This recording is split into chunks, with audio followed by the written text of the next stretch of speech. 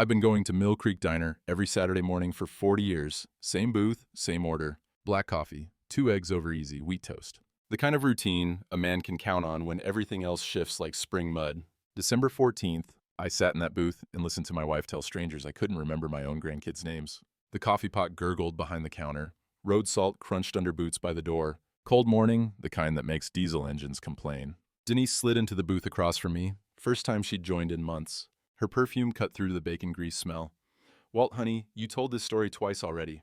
Her voice loud enough for the next booth. Hank and Ed both looking at their plates. I hadn't told any story. He forgot our grandson's name yesterday. Tyler, his own grandson. She reached across, patted my hand like I was 5. "It's getting worse." My fingers tightened on the coffee mug, the ceramic warm, everything else cold. That night, hanging Christmas lights in the garage, I found the papers in the decoration box. Reverse mortgage application.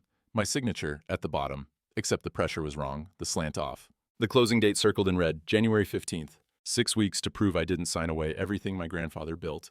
2 days before the diner, I'd left the parts store early. Fuel pump gasket was wrong, had to drive back to exchange it. Pulled into the driveway at 3 instead of 5. Gravel crunching loud in the December quiet. Denise's car was there. Kyle's truck too, her son from the first marriage. I hadn't known he was coming by.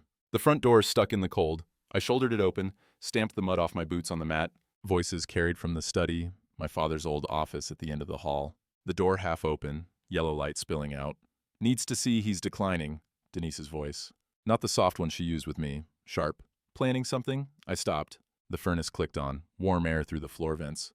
"Christmas party's perfect," Kyle said. "Whole family there. Make it obvious he's confused." "I've been setting it up for months." Denise again.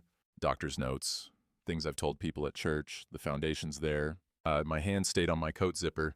Diesel smell still on my fingers from the truck. "What about the closing?" Kyle's voice dropped. "January 15th is tight. It'll work. The notary already approved the power of attorney. Once the reverse mortgage processes were clear, I stood in my own hallway like a stranger, the house I'd lived in for 43 years. "And if he fights it?" Kyle asked. "He won't." Denise sounded certain. "By Christmas, everyone will believe what I've been saying. Who's going to take the word of a confused old man over medical documentation?" Floorboard creaked under my boot. The voices stopped. I moved quick for an old man. Down the hall, out the front door, back to the truck. Engine turned over rough in the cold. I sat there, breath fogging the windshield, hands tight on the steering wheel. January 15th. Power of attorney, reverse mortgage. I drove to the highway, turned around, drove back slow, gave them time. When I came in again, made noise, door slam, boots heavy, called out I was home. Denise came from the kitchen, smile in place. "You're back early." "Wrong part." I held up the gasket package. Had to exchange it. Kyle walked out from the study, phone in his hand like he'd been on a call. "Hey, Walt, just stopped by to check on that gutter situation Mom mentioned." We stood there.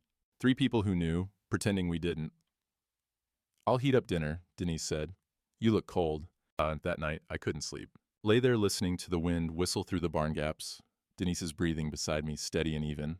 At 2, I got up, pulled on my Carhartt, went out to the garage. The decoration box sat on the workbench where I'd left it earlier. Christmas lights we put up every year, same routine. I'd been planning to hang them that weekend. I opened the box, lifted out the light strings, the extension cords, the tangled mess of tinsel that Denise insisted on keeping, underneath a manila folder. My hands were steady pulling it out. Mechanic's hands, used to small parts and precision. The folder wasn't dusty, someone had put it here recently. Inside, documents. Legal language I didn't fully understand. But some things were clear enough. Application for home equity conversion mortgage. That's what they call a reverse mortgage. My name at the top. Property description matching the farm. Estimated value, $450,000. My signature at the bottom of page 7. Except I'd never seen these papers before. I held the page up to the workbench light. The signature looked right. Almost. But my hand doesn't shake. Never has. 40 years of turning wrenches, threading bolts, work that requires steadiness. The signature on this paper had a tremor in it, a hesitation on the downstroke of the H in Henshaw. More papers. Power of attorney dated October. Giving Denise full legal authority over my property, my finances, my medical decisions. Same shaky signature. In the corner of the garage, my grandfather's toolbox sat where it had for 10 years, since Dad died. Steel, painted green, latches stiff with disuse. I hadn't opened it since the funeral. Inside were his papers. The original homestead deed from 1947, survey maps, his own careful records. The wind picked up outside, rattling the garage door. Metal cold under my palm when I steadied myself against the workbench. January 15th. 6 weeks away. I looked at that signature again. Whoever forged it had been careful. But they didn't know a mechanic's hand from a trembling one. Saturday morning came cold and bright. I drove to the diner at 6:30, same as always. The parking lot had 3 inches of snow from overnight, tire tracks cutting through. My truck knew the way by itself. Inside, the heat hit me. Coffee smell, bacon grease, the gurgle of the pot behind the counter. Dolores waved from the register. I headed for booth 7, the corner spot with the window view.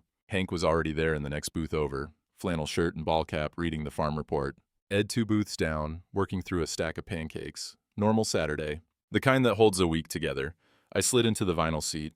Cold at first, then warming. Dolores brought coffee without asking, the mug leaving a ring on the formica. "Morning, Walt." "Morning." The door chimed. Denise walked in, scanning the room until she found me. She never came to the diner. Not in months, not since we'd been married 8 years now. She smiled wide, waved, crossed the room in her good coat. Everyone watched. "Morning, honey." She slid in across from me, loud enough to carry. "I woke up and you were gone. Thought I'd join you." The coffee pot gurgled. Someone's fork scraped a plate. The whole diner had that waiting quality, like an engine about to turn over. "Didn't know you were coming," I said. "Well, it's been too long since I've done the Saturday breakfast thing." She reached across, squeezed my hand, her fingers cold from outside, mine warm from the coffee. Dolores came over, order pad ready. "What can I get you, Mrs. Henshaw?" "Just coffee, thank you." Denise settled in, unwinding her scarf. "So, Walt, tell Dolores about your week. What have you been up to?" Something in her tone, too bright, too interested. The usual, shop work. "Oh, honey, you told me the funniest story yesterday?" She looked at Dolores, that smile still fixed. "About fixing Hank's truck. Tell it again." I hadn't told her any story about Hank's truck. "Don't recall that," I said. "Sure you do." She laughed, light and easy. "You told it at breakfast. And then again at dinner. Same story twice." The diner got quieter. Hank's newspaper stopped rustling. "I don't think—" "It's okay, sweetheart." She patted my hand again, that same gesture from 2 days ago, like I was a child. "You've been forgetting little things lately. It's nothing to be embarrassed about?" My jaw tightened. The coffee mug solid in my hand, ceramic and real. "He couldn't remember Tyler's name yesterday," she said to Dolores, shaking her head, concerned wife. "Our grandson, 5 years old. Walt's always been so good with the grandkids, but lately, well, I remember Tyler's name just fine." "Of course you do now, honey. It comes and goes. That's how it is." She looked around the diner, making sure others heard. "Dr. Wallace says it's normal for men your age. Memory issues. We're managing it." Hank caught my eye, then looked away. Ed studied his pancakes like they held answers. The whole room pretending not to listen, while listening to everything. Dolores poured Denise's coffee, mouth tight, said nothing. "I'm not having memory issues." Well, we can talk to Dr. Wallace about it again at your next appointment. He's been so helpful." Another pat to my hand. "I just want what's best for you. We all do." She stayed through breakfast. Made 3 more comments about my confusion, my forgetfulness, things I'd supposedly said twice or mixed up. Each one delivered with that same concerned smile. When we left, Hank didn't look up. Ed gave me a nod, uncertain. Dolores said goodbye without meeting my eyes.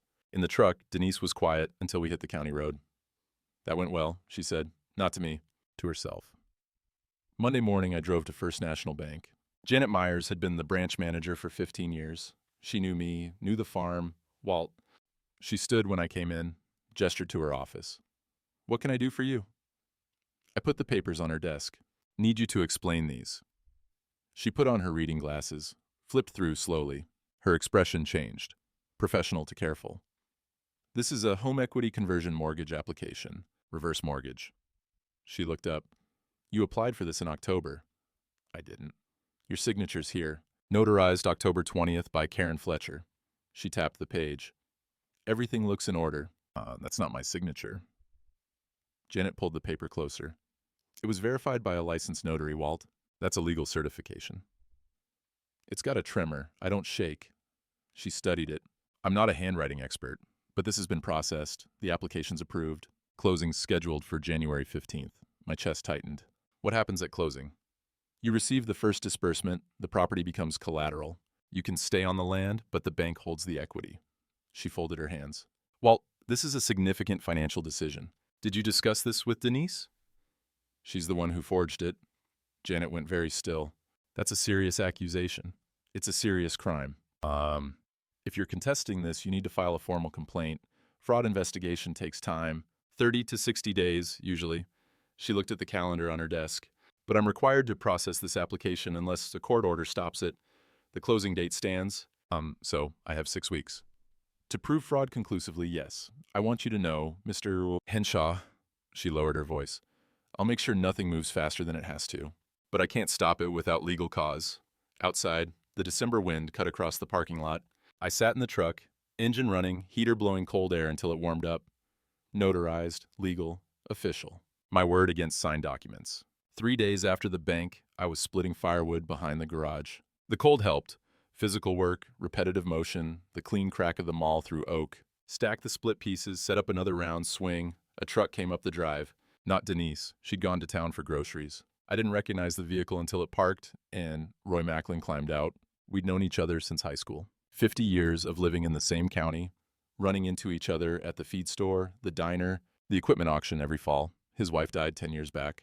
I'd helped him through that winter, brought firewood, fixed his furnace when it quit. Roy, Walt. He walked over slow, hands in his Carhartt pockets. Got a minute? I set them all down. Always. We went inside the garage, out of the wind. I poured coffee from the thermos I kept on the workbench. The space smelled like oil and sawdust, warmer than outside, but not by much. Roy wrapped his hands around the mug. Didn't drink, just held it. I've been doing some checking, he said finally. Down at the courthouse, records office. I waited. You know, I worked county clerk for 35 years, retired 3 years ago, but they still let me poke around. Professional courtesy. He met my eyes. There's been some unusual filing activity on your property. Power of attorney registration. Deed notifications, all recent. The coffee in my mug had gone lukewarm. How recent? October through November. 3 separate documents, all notarized by Karen Fletcher. All filed within 6 weeks. He pulled a small notebook from his pocket, flipped it open. That's unusual. Most people file one POA, maybe update a will every 5 years. 3 major legal documents in 6 weeks raises questions. What kind of questions? The kind where I check the notary log. Karen's stamp appears on 14 different documents filed October 4th, all on the same day. He tapped the notebook. She's a mobile notary, works out of her car, goes to clients. But 14 signatures in one day, all at different locations according to the filing addresses? That's physically impossible. Wind rattled the garage door. A crow called from the bare oak by the fence. You've been investigating, I said.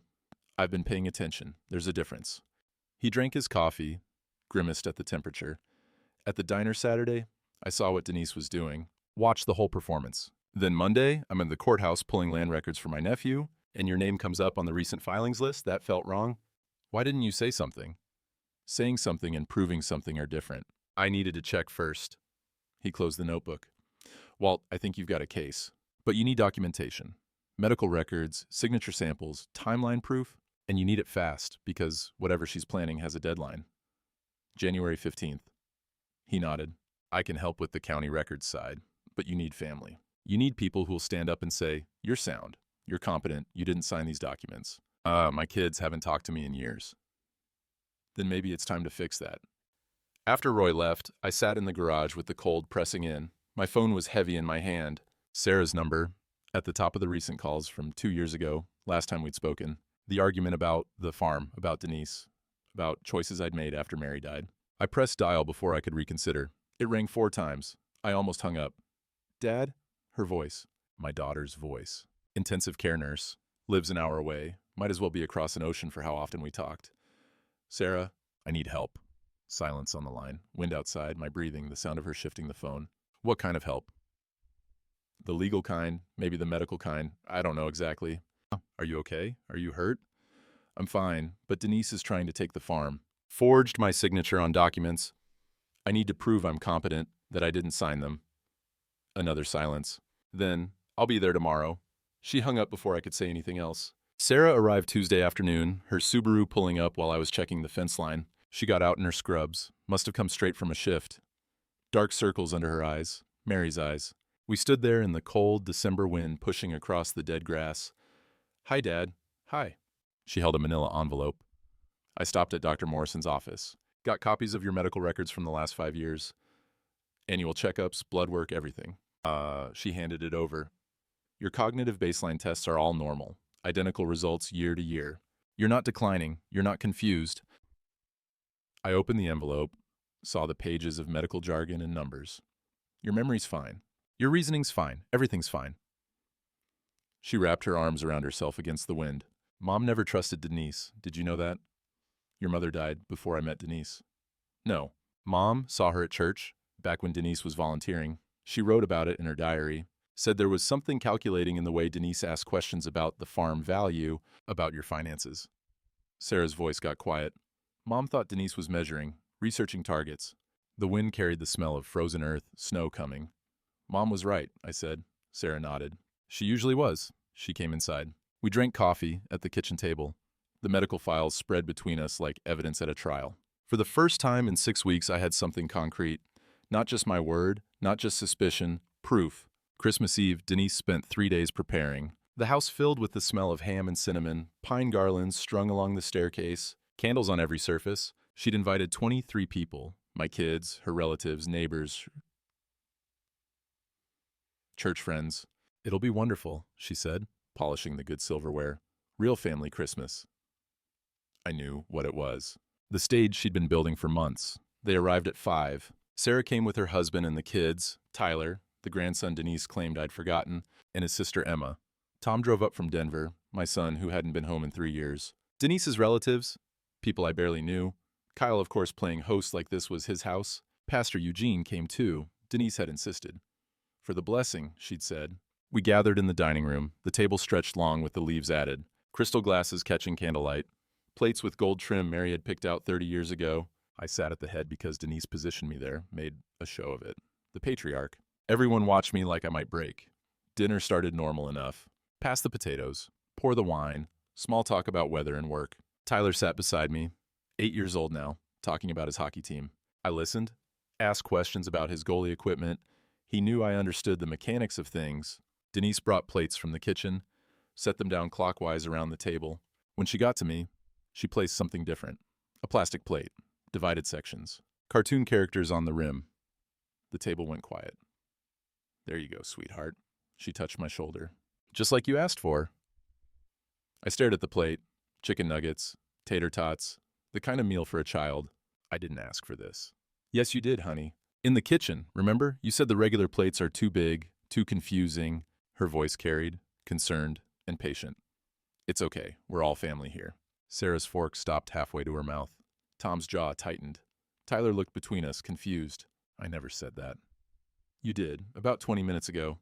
Denise smiled around the table, apologetic. He's having one of his episodes. Dr. Wallace says it's normal. Just confusion, forgetfulness. Kyle nodded, playing along. Mom's been great about managing it, very patient. I don't need managing. My hands were flat on the table, steady as they'd ever been. I'm not confused. Of course not, Dad. Tom's voice careful, watching, testing whether to believe her or me. Pastor Eugene said nothing. Just watched, fork untouched, eyes moving from Denise to me and back. Well, let's not make a fuss. Denise took the plastic plate, replaced it with a regular one, made it look like she was humoring me, accommodating an outburst. There, better. The meal continued, but everything had shifted. Conversations quieter, glances at me more frequent, checking if I'd do something else strange. Kyle cornered me later by the coffee service, voice low. You know, Walt, there are good facilities around here. Assisted living places. Mom and I have been looking into them, just in case. In case of what? In case this gets worse. Memory issues, confusion. They have programs, support. He stirred his coffee, casual. We just want what's best for you. Behind him, through the dining room doorway, I saw Denise talking to Pastor Eugene. Her hand on his arm, face arranged in worry, performing concern. The pastor caught my eye over her shoulder, held it for a moment, then he looked away. After everyone left, after the dishes were done and the house quiet, I stood at the sink while Denise put away leftovers. That went well, she said, satisfied, not even pretending anymore. I said nothing. There was nothing to say that she didn't already know. Saturday came, January 18th. I sat in the truck at 5:30 in the morning, engine running, heater blowing warm air. The diner was 15 minutes away. I'd been going there every Saturday for 40 years. I couldn't make myself drive. If I went, they'd watch me, look for signs of confusion. Every word measured, every pause examined. The community that had known me for decades, now uncertain, wondering if Denise was right. If I stayed home, I broke the routine, proved I was changing, declining. Either way, I lost. I turned the truck off, went back inside. Made coffee in the empty kitchen while the sun came up cold and gray through the windows. My phone rang at 7:30. Hank. You okay, Walt? You're not at the diner. Just staying in today. A pause. You feeling all right? I'm fine. Okay, well, Dolores was asking. Another pause. Awkward. Take care of yourself. He hung up. I stood there with the phone in my hand, coffee gone cold in the mug. At the diner, booth 7 sat empty. I knew without being there. Knew Dolores would glance at it every few minutes. Knew Hank would mention it to Ed. Knew by noon, the whole town would be talking. Walt Henshaw missed Saturday breakfast. First time. In 40 years. Must be getting worse. Just like his wife said. The wind pushed against the windows. The house creaked and settled. Denise was still asleep upstairs, or pretending to be. I'd spent 6 weeks trying to fight this privately, gathering evidence, talking to attorneys, keeping it quiet, protecting my reputation while she dismantled it piece by piece in public. The medical records Sarah brought said I was competent. The bank documents Roy found showed irregularities. I had proof I wasn't declining. But none of that mattered if the community believed I was. I thought about booth 7, empty, my spot for 40 years. The place where I'd drunk coffee and talked about weather and equipment and nothing important. The routine that marked me as part of the town's fabric. Gone now, because I'd stayed home once. Sarah called at 9. Dad, I've been thinking, you need a lawyer. Someone to file a formal complaint, get this in front of a judge. That takes time. You have until February 28th. That's what the bank manager said, right? 6 weeks from when you found out. She paused. But you can't do this alone. You need people standing with you, witnesses, documentation, a strategy. Through the window, I watched a crow land on the fence post, black against the gray sky. I need people to believe me, I said. Then we make them believe you, with evidence they can't ignore. As her voice got firm, nurse voice. I'm coming back this weekend. We're putting together a timeline, every document, every witness, everything, and we're going public with it. When public means everyone knows I was fooled. Public means everyone knows she's a fraud. After we hung up, I sat at the kitchen table with the medical files, the bank papers, Roy's notes about the notary irregularities, pieces of proof scattered like parts from a disassembled engine. The closing date was still January 15th, 28 days away. The bank deadline, February 28th, 41 days. Outside, the temperature was dropping. The forecast called for snow.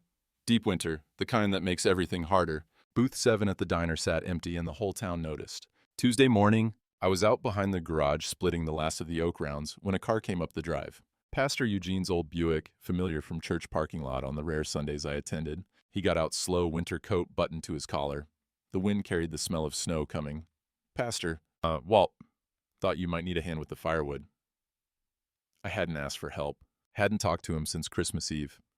He picked up the second maul without waiting for an answer. We worked side by side, the rhythm simple. I'd split, he'd stack. The crack of the maul, the thud of wood on wood, our breathing visible in the cold. We didn't talk for 20 minutes, just worked. Finally, he straightened, rubbed his lower back. That's good work for an old man. You or me, he smiled. Both. We loaded the wheelbarrow, pushed it to the house, stacked the split wood against the back wall where the overhang kept it dry. The pile was growing, enough for the rest of winter and into spring. I saw what happened at Christmas, he said, not looking at me, arranging the wood careful, making sure it had seasoned right. The plate, the performance. I set down another armload. You didn't say anything. Saying something in the moment would have made it worse. Made it about taking sides, caused a scene. He paused. But I've been thinking about it since. About truth and when it needs to be spoken. A crow called from the bare oak. The sky was the color of old steel. Some things show themselves in daylight, he continued. Truth can't hide when it's spoken in front of witnesses. Private accusations, private battles, those can get twisted, forgotten.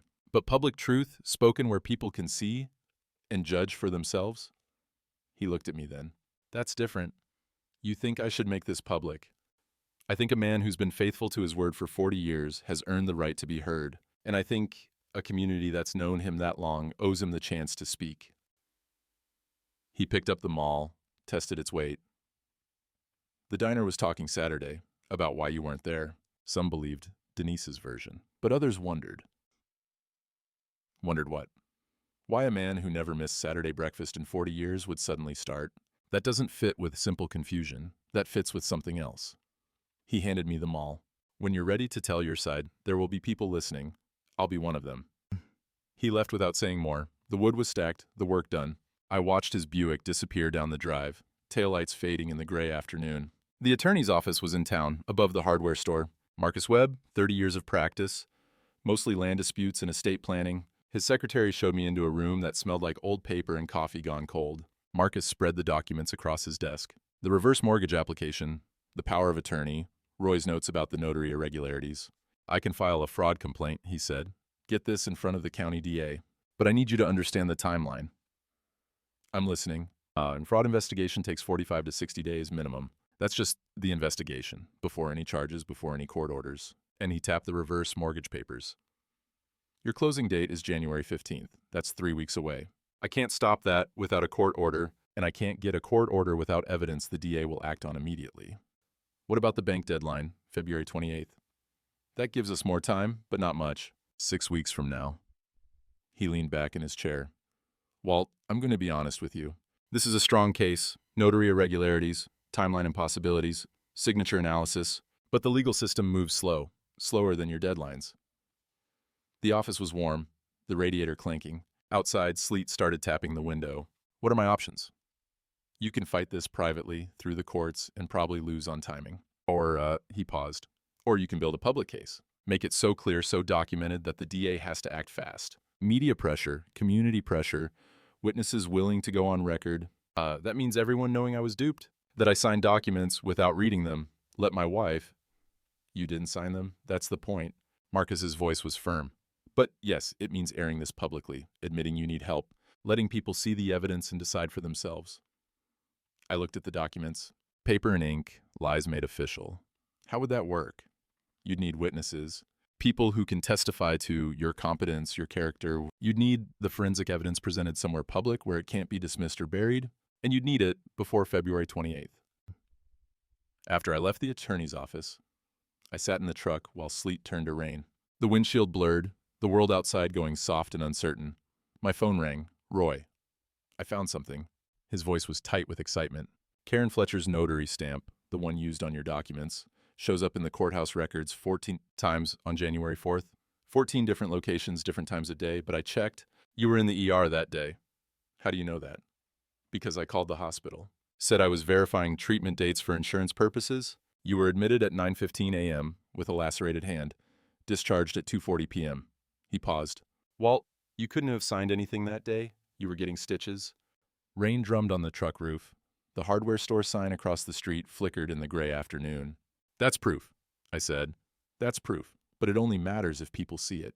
I drove home through the rain, the wipers beating steady rhythm. The farm came into view, the house and barn and garage. 80 acres my grandfather had homesteaded in 1947. I'd spent 6 weeks trying to protect it quietly, trying to fix this without anyone knowing I'd been played. But the cost of privacy was everything. I had one choice left: prove the fraud publicly before February 28th, or lose it all in silence. February 12th, I came in from checking the fence line to find papers on the kitchen table. Nursing home brochures, bright photos of smiling elderly people in common rooms, activities schedules, floor plans. Denise stood by the sink, washing dishes from lunch. I thought we should start looking at options. I picked up the brochure. Meadowview Senior Living. Memory care wing featured prominently. Options for what? For when things get harder. It's just planning ahead, being responsible. She dried her hands on a towel, turned to face me. I've been talking to people at church. Everyone says how brave I am, how well I'm handling this. Handling what? Your decline, Walt. Your confusion. She said it gentle, like explaining something simple to a child. Wallace wants to see you next week. Cognitive evaluation. Just to get a baseline. See where things stand medically. I have a doctor, Dr. Morrison. Dr. Wallace is a specialist. I already made the appointment. Wednesday at 2. She folded the dish towel, precise creases. Kyle thinks we should start the paperwork now, while you can still participate in the decisions. It's better that way. More dignity. The brochure felt slick in my hands. The smiling faces, the staged activities. A place to put people when families decided they were done. I'm not going to a nursing home. Not now, just eventually, when it becomes necessary. She touched my arm, that same condescending pat. I know this is hard to accept, but I'm doing what's best for both of us. That night, Kyle called. I heard Denise's voice from the bedroom, door half open. He's resisting. No, he won't even look at the brochures. Wednesday at 2, Dr. Wallace's office. If we can get the evaluation documented, the involuntary commitment process is easier. I stood in the hallway, the old floorboards cold through my socks. Involuntary commitment. The words hung there like a threat. She was building a paper trail. The Christmas dinner performance, the missed Saturday at the diner, now a cognitive evaluation with a doctor I'd never met. Each piece designed to prove I was incompetent, unable to make my own decisions. If I didn't fight now, I'd be declared unfit by a system that believed official documents over an old man's word. Roy showed up Thursday evening. His truck's headlights cut through the dusk as he pulled up to the garage. I met him outside. Denise was home, and whatever Roy had, I needed to hear it where she couldn't. He carried a folder, the kind from the county records office. Rain had started, cold and steady, drumming on the garage roof when we went inside. "I've got it," he said. No greeting, straight to business. "The proof you need." He spread papers across my workbench. Notary logs, signature exemplars, hospital records. The fluorescent light overhead made everything sharp-edged and clear. January 4th, Karen Fletcher's notary stamp appears on 14 documents filed with the county that day. He pulled out a timeline he'd hand-drawn. 8:30 a.m., signature in Billings. 9:15 a.m., signature in Forsyth. 9:40 a.m., signature in Miles City, on and on. Different locations, same day, same notary stamp. I looked at the timeline. Impossible distances, impossible timing. And here, Roy pulled out another paper. Your hospital intake form, January 4th. Admitted 9:15 a.m. for laceration repair, left hand, 3 stitches. Discharged 2:40 p.m. He laid a copy of the power of attorney next to the hospital form. You were in the ER getting stitches while someone was forging your signature in 3 different counties. The rain got heavier, steady percussion on metal. The smell of wet earth coming through the gaps in the garage door. How'd you get the hospital records? Called as you. Said you needed a copy for insurance verification. They faxed it to the courthouse. I picked it up. He smiled, grim. 35 years as a clerk, I know how to request documents. This proves she forged it. This proves someone forged it, but there's more. Roy pulled out enlarged photocopies of signatures. Mine from the original homestead deed, dated 1974, when Dad transferred the title to me. Next to it, the power of attorney signature, from October. Look at the pressure, he said. Your signature, see how the downstroke on the H is firm, consistent? Mechanics precision. 40 years of steady handwork, that shows in how you write. He tapped the forged signature. This one trembles, hesitation marks. The H starts confident, then wavers, the pressure's uneven. Someone tried to copy your signature, but couldn't replicate the steadiness. I leaned closer. He was right. The forgery was good, but not perfect. The tiny tremor, the uncertain pressure, things only visible when you knew what to look for. Your grandfather taught you precision, Roy said quietly. You passed it to your own work. That precision's in your signature? In your hands? In everything you do? This, he pointed at the forgery. This is someone who doesn't have that, someone who shakes when they write because they're nervous or guilty or just not a mechanic. The garage was warm from our breathing, the space small and close. Rain continued its steady beat. Karen Fletcher notarized this, I said. Swore she witnessed me sign it. Karen Fletcher goes to Denise's church. They're in the same auxiliary group. Been friends for 3 years. Roy gathered the papers. Friendship, fear, money, doesn't matter why she did it. What matters is we can prove she did. Will this hold up? In court? Yes. For the DA? Yes. For the community? He looked at me. That depends on where you present it. A courtroom takes months. But a diner full of people who've known you for 40 years? That's faster. He packed the folder, handed it to me. Evidence in paper form. Timeline and possibilities. Signature analysis. Hospital proof. Everything needed to prove the fraud.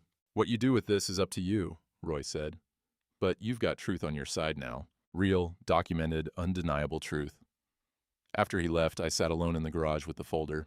Rain leaked through a gap in the roof, pinging into an old coffee can. The sound steady and patient. I had proof. But proof meant nothing if I kept it private. February 20th, the temperature climbed above freezing for the first time in weeks. Ice melted off the barn roof, dripping steady like a clock counting down. I stood in the garage alone, the concrete floor damp from tracked-in snow.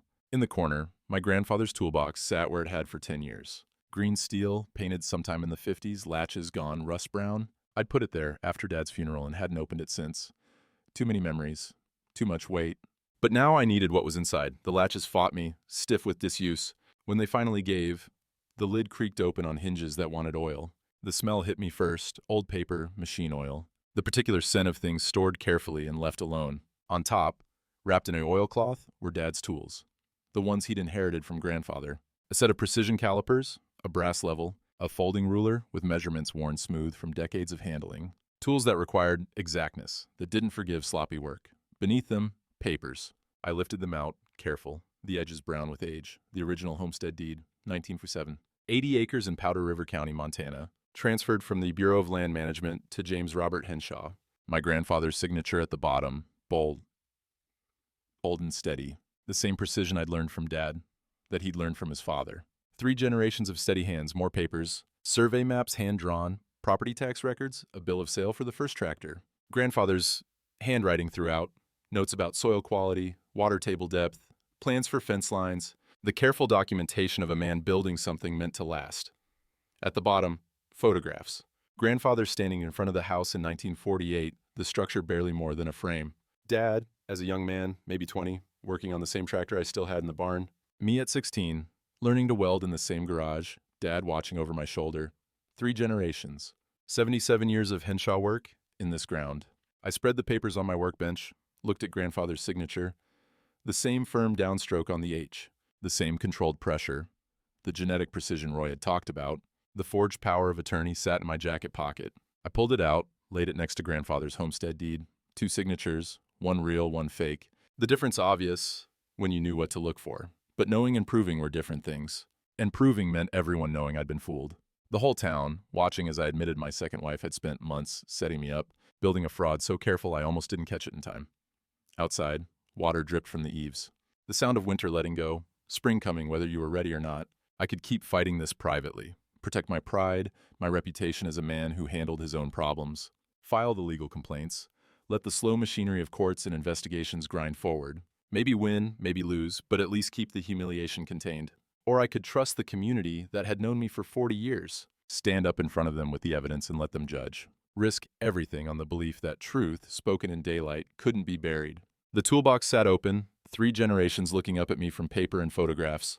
I thought about grandfather breaking sod with a horse-drawn plow, about Dad working 16-hour days to keep the place going through the drought years, about my own hands, scarred from decades of mechanical work, steady and certain, about Tyler, my grandson, who might never know this place if I stayed silent.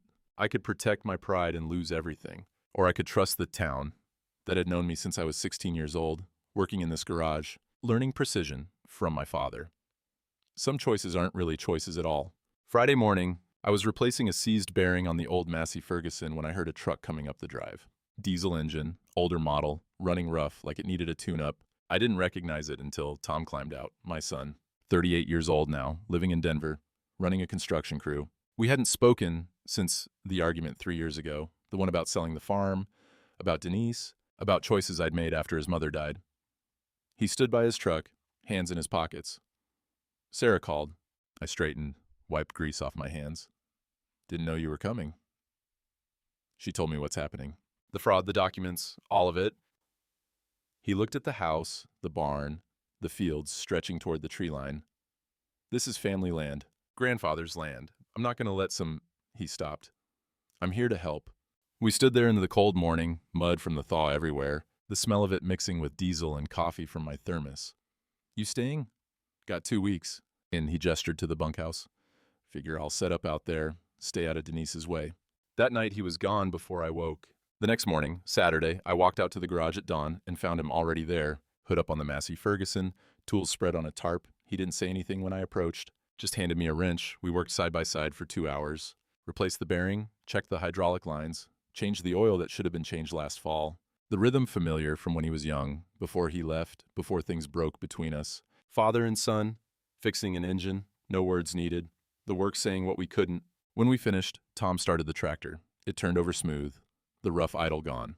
He let it run while we cleaned tools, the sound filling the garage. This is good work, he said finally. Should have been done months ago. I've been distracted. Yeah. He coiled an air hose, hung it on the wall peg. Well, I'm here now. Wait, Sarah showed up Sunday with more files, medical records, going back 10 years, cognitive test results, even a letter from Dr. Morrison stating my baseline mental function remained unchanged. She'd spent 3 days gathering ammunition. The 3 of us sat at my kitchen table. Denise was in town at church and built a case. Roy's forensic evidence, Sarah's medical documentation, Tom's presence as family witness, the original homestead deed with grandfather's signature, timeline proof from the hospital, notary irregularities, 14 impossible signatures in one day. This is solid, Sarah said. But where do you present it? Court takes months. The diner, I said. They both looked at me. Roy doesn't file this with the DA first. He brings the evidence to the diner. Saturday morning, booth 7, when everyone's there.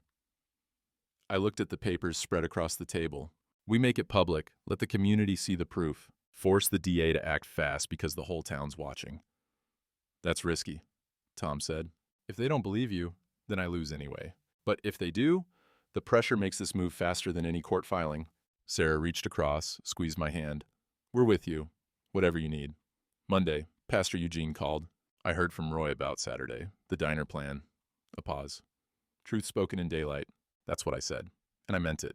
You'll have support there. Tuesday, Roy stopped by with the final forensic package. Everything compiled, organized, indexed. Evidence that couldn't be ignored.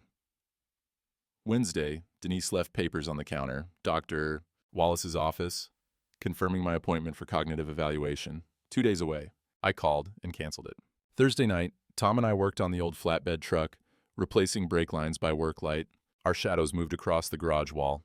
The smell of brake fluid and cold metal, rain starting to tap on the roof. You sure about Saturday? He asked. No, but I'm doing it anyway. Good. And he tightened a fitting, tested the line. That's the right answer. Friday evening, the 4 of us met one last time. Me, Tom, Sarah, Roy. Kitchen table covered with evidence. The case built, the strategy set. Saturday morning, booth 7, public presentation. Let the community that had known me for 40 years decide. 4 of us against a fraud scheme, a forged paper trail, and a town that half believed I was senile. The rain picked up outside, winter finally breaking into something else. Saturday morning, March 24th. The sky showed the first real blue in months, though the air still carried winter's bite. I dressed in clean clothes, the good flannel Mary had bought me years ago. Tom and Sarah waited in the kitchen, both quiet with the weight of what we were about to do. Roy pulled up at 7, the folder under his arm thick with evidence. We drove separate vehicles, Tom and Sarah in her Subaru, me and Roy in his truck. The county road was clear, mud drying at the edges, patches of green showing through the dead grass. You ready? Roy asked. No. Good. Being nervous means it matters. The diner parking lot was half full when we arrived. Saturday morning, the usual crowd. Hank's truck, Ed's Chevy, Dolores' van. The door chimed when we walked in. The coffee smell hit first, then bacon grease, the morning sounds of plates and conversation. Eyes turned toward us, the whole place measuring, waiting. Booth 7 sat empty, my spot for 40 years. We took it, me on the inside by the window, Roy across from me, Tom and Sarah sliding into the booth behind us. The vinyl cold at first, then warming. Dolores came over with the coffee pot, her face careful and neutral. Morning, Walt. Good to see you back. Morning, Dolores. She poured 4 cups, her hand steady. The steam rose in the morning light through the window. Words spread without speaking. The way small towns work, information moving like water finding level. Within 10 minutes, more people arrived. Ed moved to a closer booth. Hank took a seat at the counter where he could see. Pastor Eugene came through the door, nodded once, took a table by the window. The diner filled, not packed, but fuller than normal. People who'd heard something was happening, who wanted to witness. Roy set the folder on the table, didn't open it yet, just let it sit there present and waiting. Folks are gathering, he said quietly. You want to start? I looked around the diner. These were people I'd known for decades, worked with, bought parts from, helped when their furnaces quit or their trucks broke down. The community that had watched Denise perform her concerned wife routine, that had started believing her story. My hands wrapped around the coffee mug. Warm ceramic, solid and real. I need to show you something, I said. Not loud, but the diner went quiet anyway. Conversation stopping, forks pausing. Roy opened the folder, pulled out the first document, the power of attorney, dated October, laid it on the table where people could see. This is a legal document giving my wife control over my property, my finances, my medical decisions. I kept my voice steady. Problem is, I never signed it. Movement in the diner. People shifting, leaning to see. Roy placed another paper beside it. This is Walt's signature from the original homestead deed, 1947. His grandfather's signature, transferred to his father, then to Walt in 1974.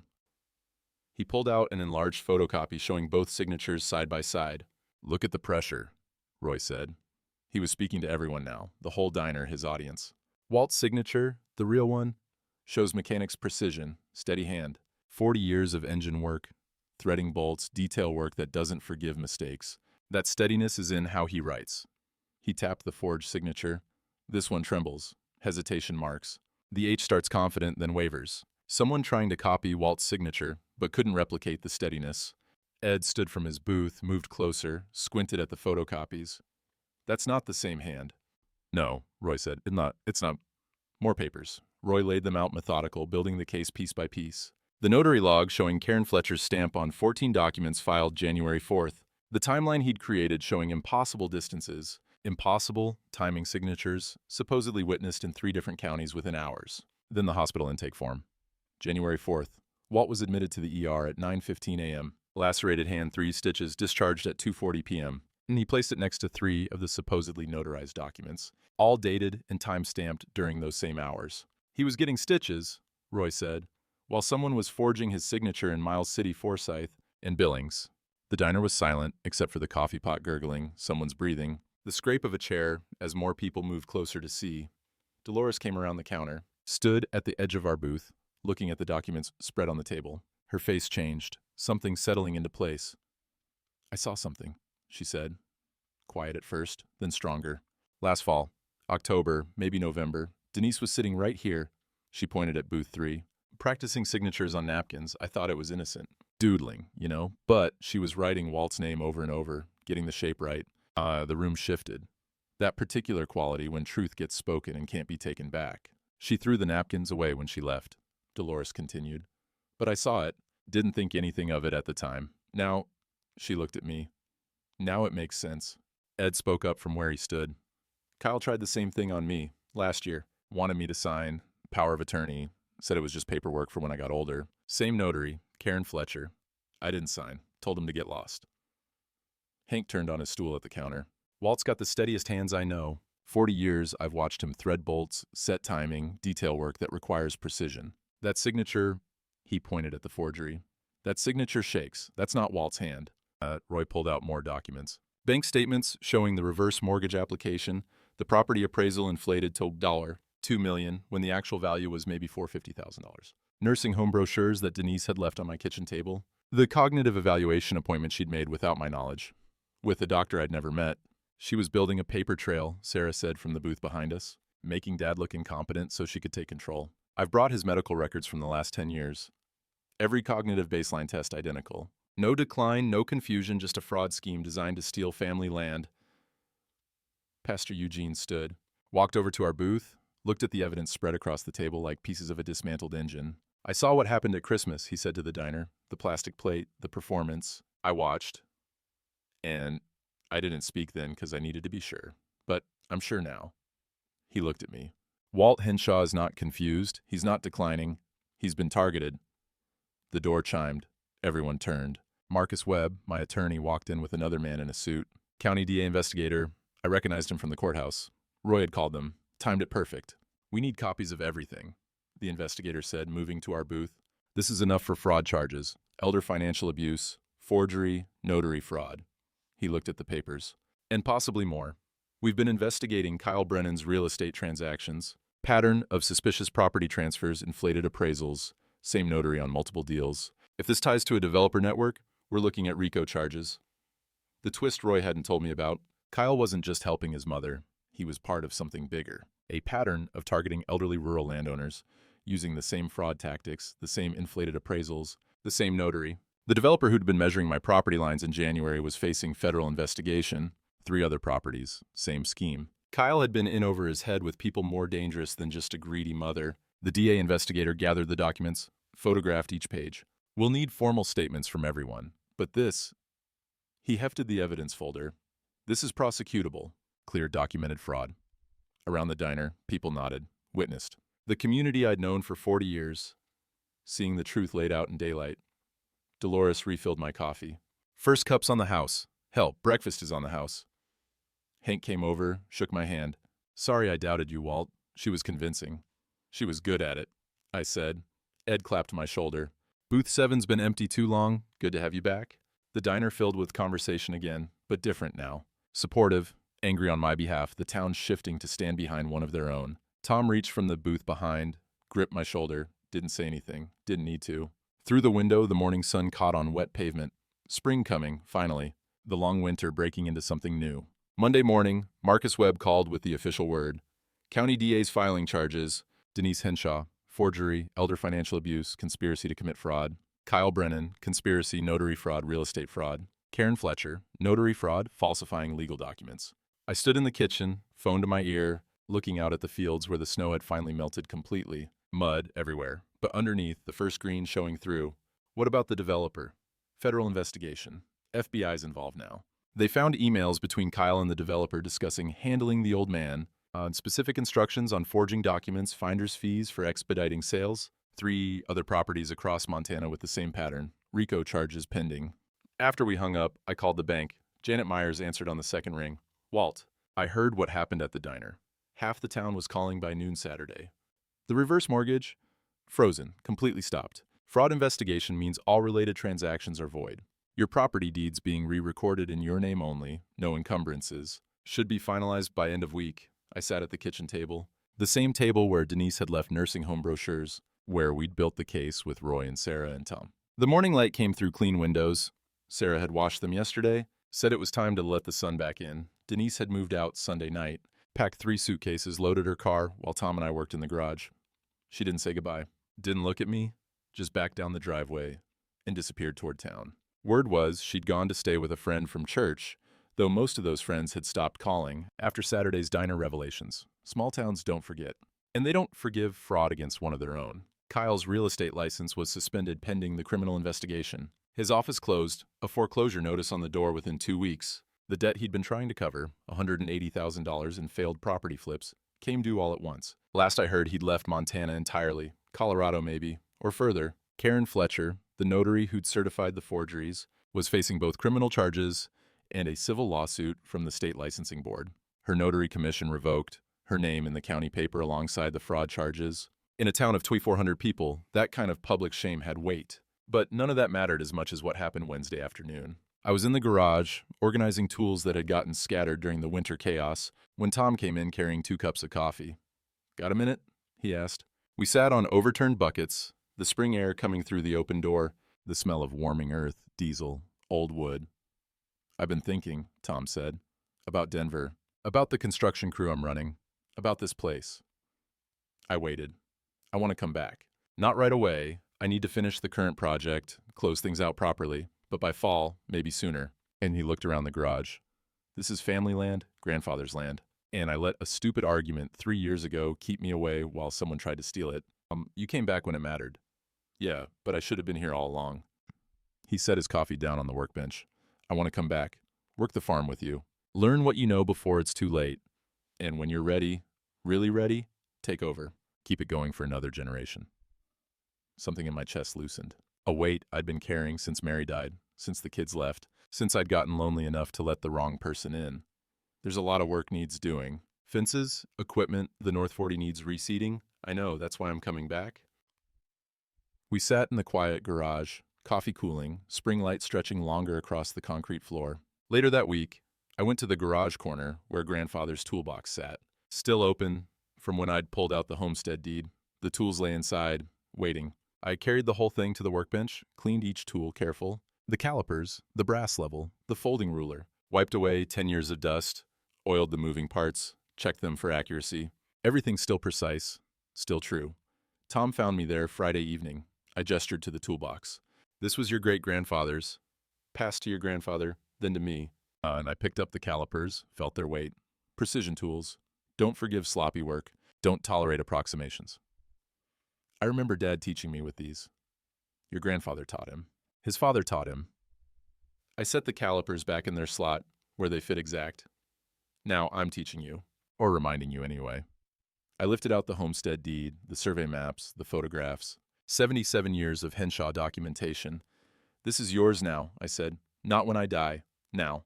You're coming back, you're taking responsibility, you should have what comes with it. The tools, the papers, the knowledge of how grandfather surveyed this land, where the property lines really run, where the water table's best." Tom took the toolbox like it weighed more than steel and tools, which it did. "Don't wait till I'm gone to know what matters," I said. That's what I did. Put this box in the corner for 10 years because it hurt to look at. Nearly lost everything because I wasn't paying attention to what mattered. "I won't," he said. "I promise." Saturday morning, March 28th. 4 weeks since the diner confrontation. The season had turned fully now, real spring, not false starts. Meadow larks calling from the fence posts, the creek running high with snowmelt, green spreading across the fields like a promise being kept. I drove to the diner at 7. Tom's truck followed behind me. He was staying through April now, helping with fence repair and equipment maintenance, before heading back to Denver to close out his work. There, Sarah met us in the parking lot, her kids with her. Tyler and Emma, 8 and 6, excited to have breakfast out. Tyler wore his hockey jacket. Emma carried a stuffed rabbit that had seen better days. Inside, the diner smelled like Saturday morning should, coffee and bacon and the yeast smell of fresh bread from Dolores's oven. The breakfast crowd filled half the booths, familiar faces turning to nod as we walked in. Booth 7 sat empty, waiting. We took it, me and Tom on one side, Sarah and the kids on the other. The vinyl warm already, from morning sun through the window. Tyler pressed his face to the glass, watching a robin hop across the parking lot. Dolores came over with the coffee pot, smiling wide and genuine. There's my Saturday morning regular. Thought you'd forgotten us. Not likely. She poured coffee, brought orange juice for the kids, promised their pancakes would be out quick. Roy came in, waved from the counter where he took his usual stool. Hank stopped by the booth, shook my hand, asked Tom about his plans. Ed called from across the room, something about needing help with a seized tractor bearing next week. Pastor Eugene stopped at our booth on his way out, coffee cup in hand. Good to see the whole family together, Walt. This is how Saturdays should look. Through the window, the morning light caught the wet pavement, the new leaves on the trees at the street corner, the first dandelions blooming yellow in the ditch. You staying in town today? Sarah asked, cutting Emma's pancakes into precise squares. For a while. Got some shopping to do. Need to stop at the feed store. I looked at Tom. Thought we'd work on the Massey Ferguson this afternoon. Hydraulics are still acting up. Sounds good. Tyler looked up from his pancakes. Can I help? I'm good with tools. I know you are, I said. Your dad tells me you built a birdhouse last month. From scratch, used a saw and everything. Well, hydraulics are trickier than birdhouses, but we'll find something for you to do. Maybe clean the shop, organize the wrench sets. That's important work. He nodded serious, already planning. The diner filled with the sounds of Saturday morning. Conversations overlapping, the sizzle from the kitchen, Dolores's laugh as she refilled someone's coffee, the door chime as people came and went. Same booth, same order, but nothing was the same. Everything that mattered was back where it belonged. The land was still ours. The toolbox had passed to the next generation. The community remembered who'd worked this ground for 77 years, and they'd chosen to stand with that history instead of against it. Outside, spring spread across Powder River County. Inside Booth 7, 4 generations of Henshaw family sat together over breakfast while the morning light warmed the worn vinyl, and the coffee steamed in chipped ceramic mugs. Some battles you win, with documents and signatures and public truth-telling, but the real victory was in what came after. The staying, the planting, the morning coffee, and the meadowlark's song, and the knowledge that what's built carefully, with precision and love, can survive attempts to tear it down. 3 weeks later, I sat on the porch at dawn with my coffee, watching the sun clear the tree line. The rain gauge showed 2 inches from last night's storm, good for the seedlings Tom and I had planted in the North 40. The meadowlarks were nesting in the high grass near the creek. Their song carried across the still morning, clear and insistent. Spring sound, the kind that means winter's truly done. In the garage, Tom's truck sat next to mine. He'd gone back to Denver for 2 weeks to finish his contracts, came back yesterday with a trailer full of tools and boxes, moving home permanent. The bunkhouse was his now, fixed up and ready. By fall, he'd be running the daily operations. By next spring, the place would be his on paper too. Sarah called every Sunday, brought the kids out Saturdays after breakfast at the diner. Tyler was learning to use grandfather's calipers, measuring twice like I taught him. 8 years old, and already understanding that precision matters, that some things don't forgive mistakes. The trial date was set for July. Denise, Kyle, Karen Fletcher, all facing charges that carried real time. The developer had been arrested in Wyoming, part of a federal case involving elder fraud across 4 states. Roy said the evidence was solid. The DA said it was the clearest case of systematic exploitation he'd seen in 20 years.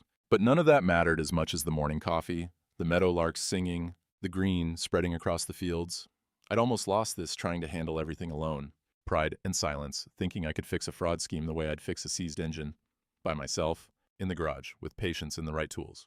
Turned out some problems need more than wrenches. They need witnesses, community, people willing to stand up and say what they saw, what they know, what's true. Grandfather broke sod here in 1947. Dad kept it going through drought and debt. I nearly lost it to a forged signature and my own stubborn refusal to ask for help.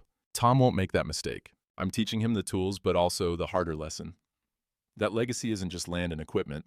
It's knowing when to trust the people who've known you longest. Some things are worth fighting for, and some fights, you don't have to win alone. The sun warmed the porch boards, the coffee tasted right, and Booth 7 would be waiting Saturday morning, same as always.